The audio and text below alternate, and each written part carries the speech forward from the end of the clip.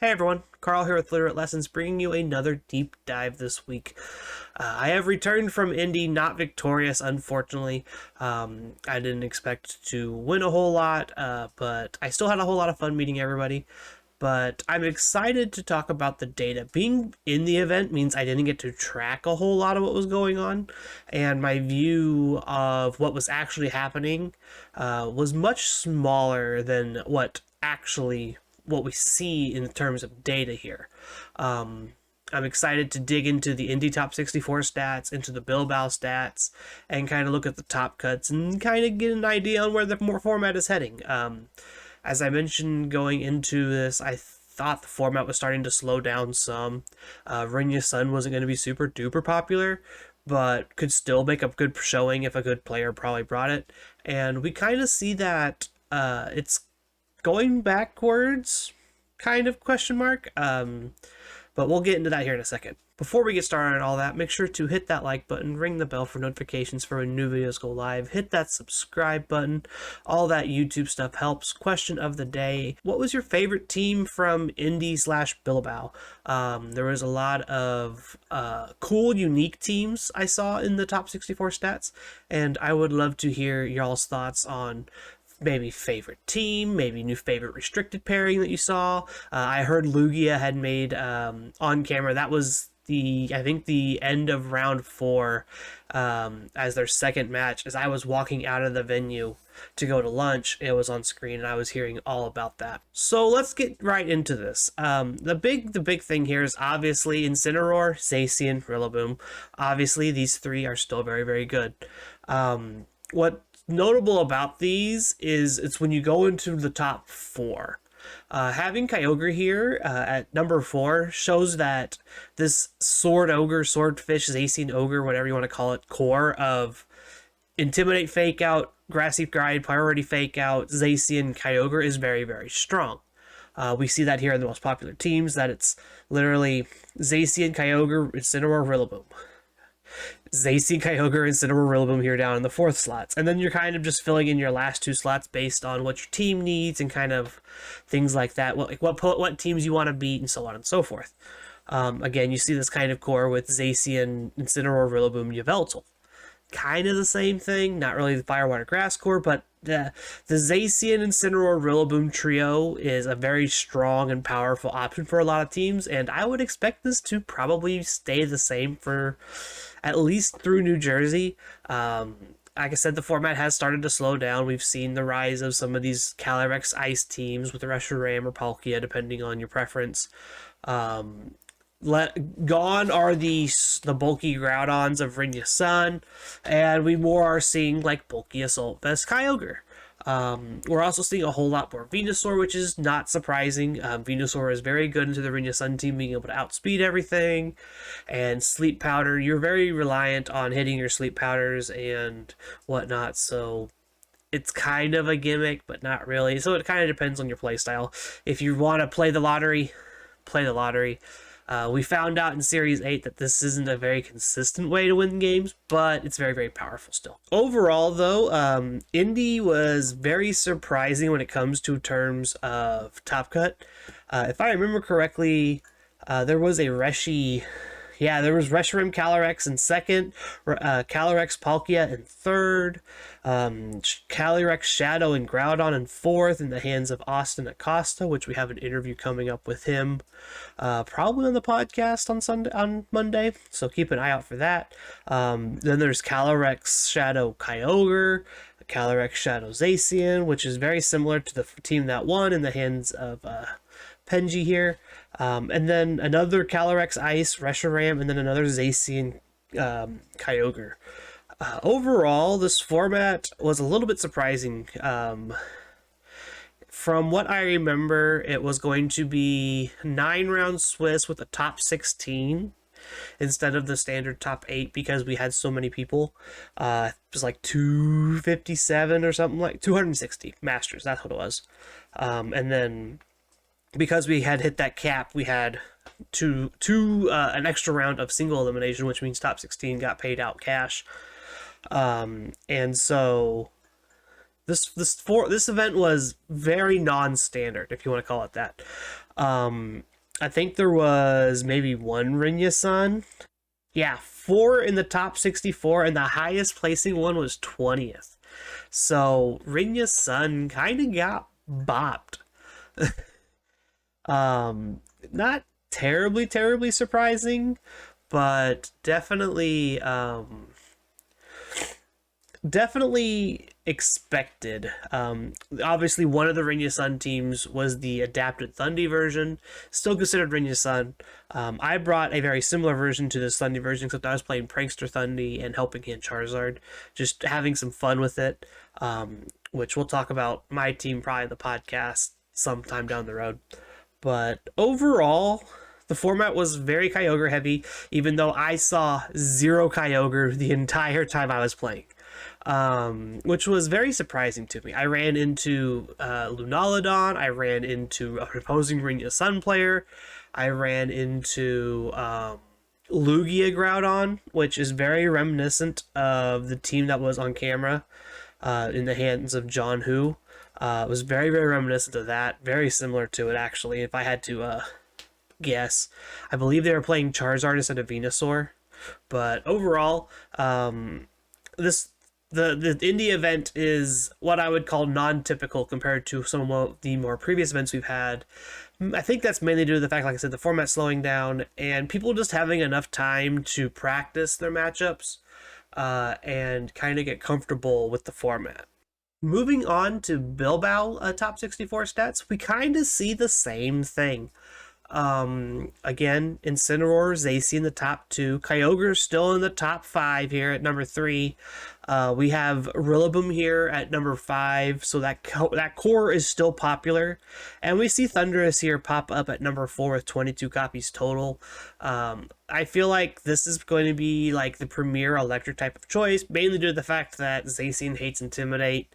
Thundurus is good into things like Incineroar. It's okay into Landorus, things like that. Like, you usually can take a hit from Lando, and if they've intimidated you, then you get your Defiant boost and all that jazz.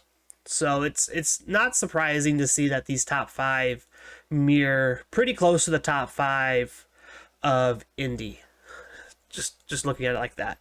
I believe this event had less Rinya Sun than Indy did. I think just the one Rinya Sun team, 2 Rinya Sun teams. Yeah, 2 Rinya Sun overall. So obviously Groudon's usage means Groudon still had a lot of play usage at 19. There's just almost none of them being played as like a Rinya Sun style team where you're sitting there and using all those type advantages to your disposal essentially. What's funny, and Evan pointed this out when he made all these sheets for me, a lot of the same restricteds had the same usage stats. If I remember correctly, there was a big deal about, like, the top used team is the Zacian, Kyogre, Rillaboom, Incineroar, Landorus, Tornadus thing. Gives you double Intimidate, gives you good speed control in Tornadus, gives you powerful options in both Kyogre and Zacian. Rillaboom acts as great priority tools as a double fake out option. So it's not terribly surprising. Fun fact, Groudon and Regieleki were also the same in both Bilbao and Indy, both 6 and 7 respectively. So it's kind of cool seeing that both of these events reflect the same meta. It's not every day where we get 2 events coincide on the same weekend and that they reflect most of the same things. I believe the only difference between Indy and Bilbao in terms of restricted usage is Calyrex Ice. Yeah, Calyrex Ice has become like an NA thing, I think. A lot of the NA players really like that team. They really think it's very powerful, whereas it's not as big a deal, which is funny because it originated in Australia at Brisbane. So it's hilarious how it's come full circle. Now NA's picked it up and really likes it, and you don't even see Calyrex Ice on the map here for the stats page. I could probably look and see overall what the total number of Calyrex Ice. 5 Calyrex Ice. I don't think any of them are paired with Reshiram. One was paired with Reshiram, and it came from a French player who happened to be at the event. That's hilarious. So yeah, only 5 Calyrex Ice compared to the, what was it, 12 at Indy. Yeah, it's just goes to show that formats vary based on region, but can also just be the same based on region. It's just so cool to see this kind of thing.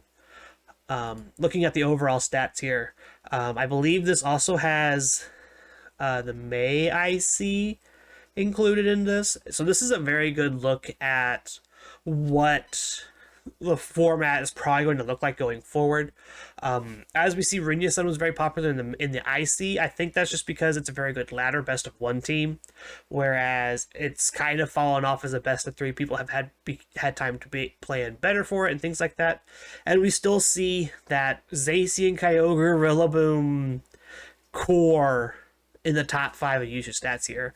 So definitely get used to seeing this be a thing. This Fire, Water, Grass Steel core it's here to stay. It's come back. This was the centerpiece for the Screens Ogre team, and I think it's just now been able to adapt into this more flexible form with Landorus Thundurus.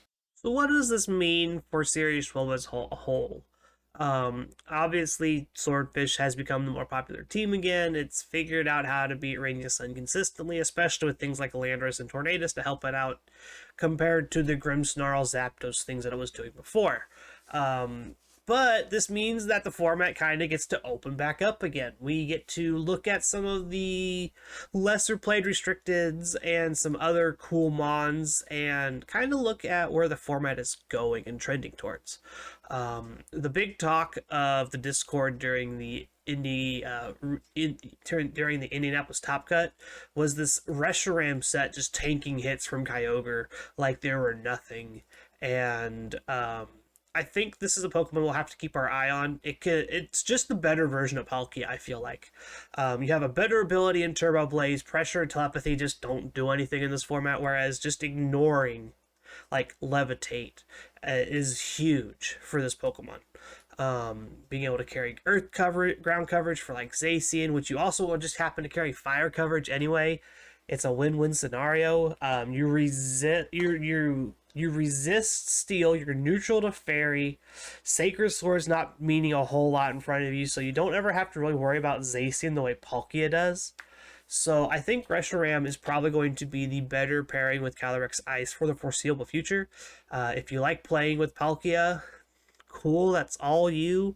Definitely look at playing with Reshiram, though. I think that's going to be a much better improvement for your team overall.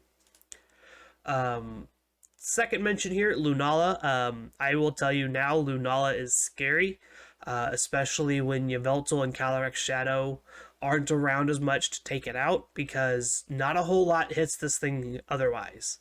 Like, Incineroar is still scary, but Incineroar has to fear that Power Herb Meteor Beam OHKOing you. Like, that is always a thing that can happen, and since you can't click Fake Out into this thing, you have to pray that you are just faster than them and can do something. And unfortunately, they can easily just outspeed you with a little bit of speed investment. So definitely keep your eye on Lunala. Lunaludon is probably here to stay, and I think it's going to be the better Sun team for a while, at least until Rinya Sun can adapt and figure out how to beat these new Kyogre teams. I don't expect Rinya Sun to go anywhere anytime soon, but it'll probably just kind of fade into the back of people's minds a little bit, and it'll come back here probably about Worlds time, and it'll be the talk of the town again. Third restricted I want to mention here, Yveltal. Yveltal had another really strong showing, I would call it, in the hands of Joe, making Top Cut. I saw a ton of people talking about Yveltal at Indy. It did well at it's making a lot of top cuts, as what the big thing is it's making more top cuts, and we're not sure right now if it's Yveltal being good or just the players being good. I'm more inclined to say it's the players being good. Having tested Yveltal for weeks and weeks for Indy, I ended up jumping ship like last minute before I had to lock it in, because they just don't feel strong. A lot of the restricteds you want to pair with Yveltal are weak to Zacian, or it is a Zacian, and your team struggles because of that, because Zacian is just so good. A lot of the people are wanting to play Life Orb variants. At this point, after playing with it, play Assault Vest. This format has become the bulky, slower format that we've been waiting for AV Yveltal. Go back to Assault Vest. This thing is still really powerful. You still do a ton of damage with Dark Aura. If you want some help in dealing damage, play Fake Tears on something. Play Grimmsnarl. Play a Whimsicott. There's lots of options with Fake Tears, with Prankster Fake Tears, and you can utilize that effectively. But AV Yveltal's probably the way to go. I wouldn't go back to Life Orb anytime soon. I just don't think the meta's there to support it anymore. Last honorable mention here, this is a non-restricted, but it feels like a restricted in this format, Gmax Venusaur. The lack of strong grass types means that Venusaur gets to just deal damage to everything with its Gmax Vine Lash. Chlorophyll means you're outspeeding everything. I think this is where we've hit the point where consistency no longer wins the game. You need to just be better and luckier than your opponent in some situations, and that's what Venusaur does. Charizard is consistent damage overall. Venusaur gets to play that mind game of, do I max? Do I not max? Can I get a sleep powder off? Do I miss my sleep powder? Am I just naturally faster than you and Sun? So it just gets to play all those mind games of, am I bulky weakness policy Venusaur? Am I fast focus sash Venusaur? Am I some weird Aka Berry variant? Who knows? But I do think Venusaur is probably the Sun abuser of choice now, especially when paired with Lunaludon. It just becomes a monster. We talked about Lunaludon way back. I think it was almost 10 episodes ago now, and I was super impressed with that team, and I think it's still really, really good. It has a lot of flexibility and speed control and whatnot because Lunala can do Trick Room. You have Venusaur to go fast. You can usually play Regieleki on those teams too. So you have a real good fast mode. You have a real good slow mode with Lunala plus whatever. So definitely would like to explore this pairing. And there's the rest of the team more. I don't plan on playing any more events though. For the rest of this year, at least not ones that are being paid out of my pocket. If someone pays for me to go to NAIC, sure, I'll go. I'll make time out of my schedule to find a way to get up there. But my events are done for the season. Indy was enough for me. I'll probably play online, if anything, but definitely don't plan on going to any more events this year. And that's all I got this week. It's fun looking at the meta after you've been at the event in person, because what you see is different than what actually is going on. It is so hard to track all 260 players depending on where you're at a certain time on the table. I lost round 1 to a real close set, and then I got a round 2 bye, and I got to kind of just see what was being played at the top tables, and then I got to see what was being played at the bottom tables. It's just a completely different format. There's so much variance between the undefeated players and the players who went 0-3 like I did. It's just so drastic seeing that and knowing what I know compared to seeing what the top players are playing. It's kind of cool. I definitely really want to thank Evan for making all those fun graphics for me. I know he's doing it for Victory Road, but he shares them with me, and it works out wonderfully for what I'm doing, because it's a nice visual graphic I can read off of. I don't ever have time to make that kind of stuff, so shout outs to him. Go follow at VGC Pastes on Twitter. It should be right above me right now. Go follow that on Twitter. If you need a team, it's fantastic. They're currently making a bot, doing some trial runs, test runs for that. Look for that in the future. But yeah, I want to thank y'all for hanging out and listening to me ramble and talk. I have a whole lot more I want to talk about for Indy, but I can't fit it in a 20-minute episode right now. Again, make sure to hit that like button, ring the bell for notifications for when new videos go live. Leave a comment down below answering our question of the day.